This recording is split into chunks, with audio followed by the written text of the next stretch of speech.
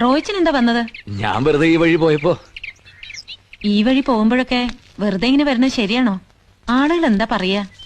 എനിക്ക് ഭാവന ഒന്ന് കാണണം തോന്നി.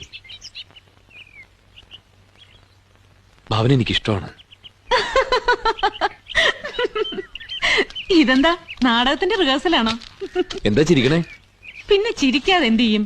ചില പൈങ്കിളി നോവലൊക്കെ കണ്ടിട്ടുണ്ട്. പണക്കാരനായ തിരുമുറ്റത്ത് കൊച്ചുതോമന്റെ മകൻ റോയിച്ചൻ ഒരു പാവപ്പെട്ട മണ്ണാത്തി പെണ്ണിനോട് ഇതുപോലെ. മതി കളിയാക്കിയത്. ഭാവനയ്ക്ക് എന്നെ വെറുപ്പാണെങ്കിൽ അത് പറഞ്ഞാൽ മതി. വെറുപ്പൊന്നുമില്ല, സഹതാപം.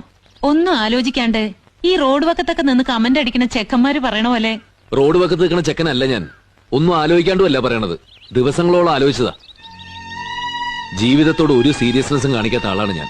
ഒരു പെൺകുട്ടിയെ സ്വന്തമാക്കണമെന്ന് ഇതുവരെ തോന്നിയിട്ടില്ല. ഒരു കുടുംബം ഉണ്ടാവണമെന്നോ എല്ലാരും പോലെ ജീവിക്കണമെന്നോ ഒന്നും ഞാൻ ആലോചിച്ചിട്ടില്ല. പക്ഷെ ഇപ്പോ എല്ലാം ഞാൻ ആലോചിക്കും.